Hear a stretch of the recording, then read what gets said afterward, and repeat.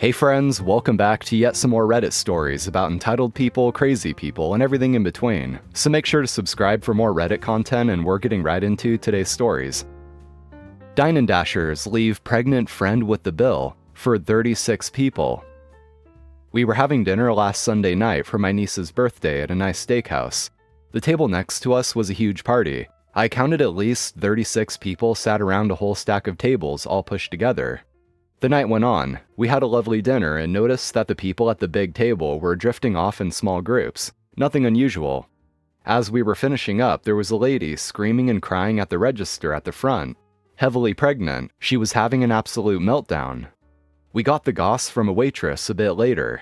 Turns out everyone who left prior to her had told her that they would pay for their meals and drinks separately on the way out. It's very common in Australia to split the bill like that. They then apparently told the cashier that they'd given their portion of the bill to a friend who would pay at the end of the night. All good. Except they did neither. She got to the cashier at the end of the night and was presented with a bill for several $1,000s for steaks, desserts, drinks, etc. Hence the meltdown. She was in such a state that the manager called an ambulance for her. When we left, her partner was screaming down the phone at someone to get their effing arses back to the restaurant and pay their bill, or they would never see him, her, or their baby ever again. I was so sad for them. It looked like a bunch of close friends and family having a celebration night out. Who does that sort of thing to someone they care about? Seriously, what did they think was going to happen? The couple would just suck it up and pay? Wow. Get your files off my computer? Okay. While studying at uni, I crossed paths with a hostile professor, let's call him Professor Nastyman, who absolutely did not want to be questioned about anything during class. Disruptive, he'd say. I'm a researcher with a PhD, he'd say. You're wasting my time, he'd say. Study harder, he'd say. Some of the other things he'd say would likely get this post deleted if I repeated them here. I missed a lecture, so just before the next class started, I asked him if I might have a copy of his lecture notes from the class I'd missed. He blew up at me, slammed his papers down, and started ripping me a new one, saying that if I was not serious about his class, then I shouldn't be in it and that I should just drop it. This went on until about 5 minutes into the class. Nobody else said a word and the class continued. The uni had a surplus barn where unneeded equipment was palletized and sold at bulk rates. I got there first thing in the morning and spotted a pallet with a bunch of computer junk on it. For $50 US, I ended up with a dot matrix printer, a few 1200 baud modems, and an extended technology PC monitor and keyboard setup. Of course, I also got a receipt. My place wasn't far, so I borrowed a wheelbarrow and brought it all home in 2 trips. The printer was beyond repair. Only 2 of the modems still worked. The PC system booted up on the first try. I looked through the directory and saw what looked like drafts of a research paper, and a whole lot of data files as well. The HDD's volume name was the same as Professor Nastyman's, so I rang up his office. His secretary, a sweet grandmotherly type, answered the phone.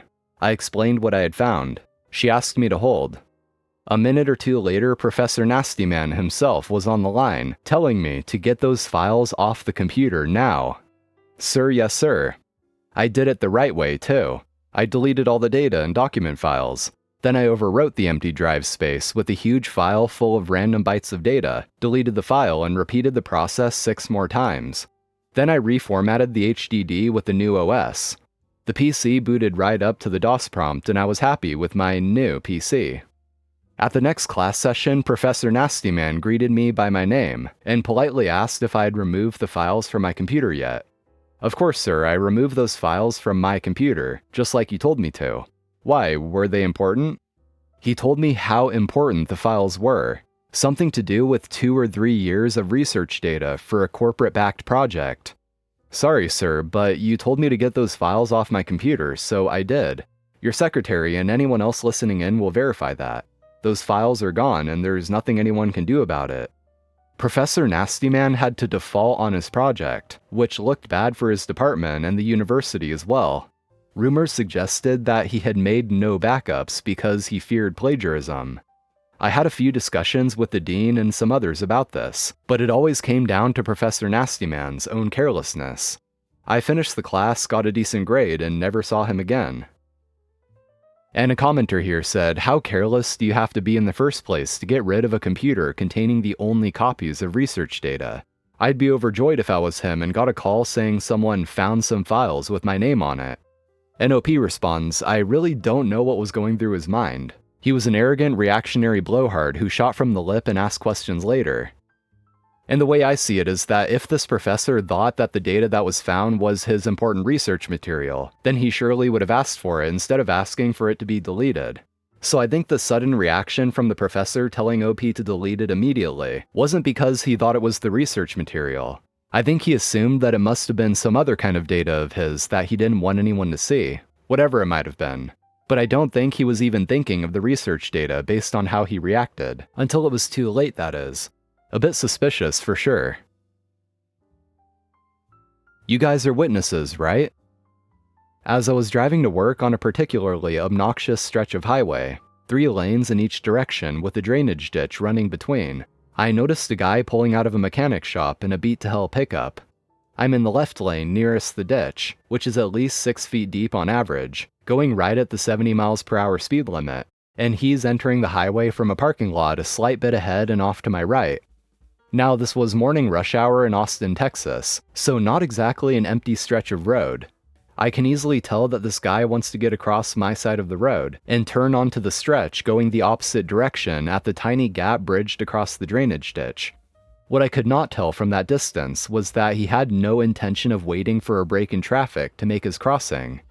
As I near the crossover, he guns across 2 lanes and clips the front right corner of my bumper, causing my tiny crap box to veer to the left, and the right side of my car slams into the left side of his truck before I bounce off and go nose first into the ditch.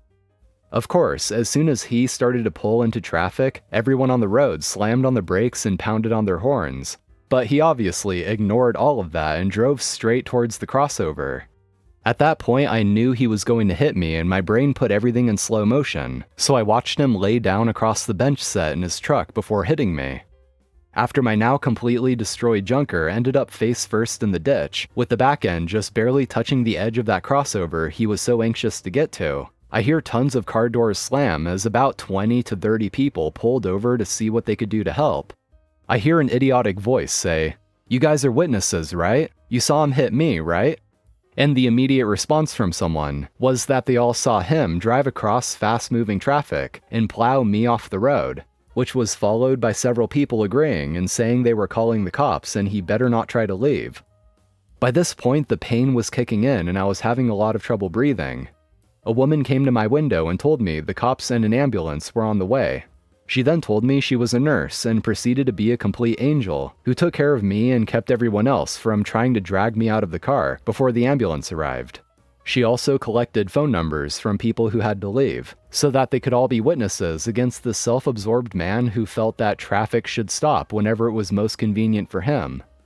I ended up getting pulled out on a board by the paramedics, and taking a ride to the hospital where I discovered that I had a solid black bruise diagonal across my chest from the seatbelt, and the compression is why I could barely breathe. Somehow nothing broke, but I damaged a couple vertebrae in addition to the impact to my chest. I ended up with about a year of physical therapy and weekly spinal adjustments, on that moron's dime. Bessie got fired today and it's all my fault. So Bessie has been working at this hotel for 15 years as the breakfast attendant for the little buffet we have here.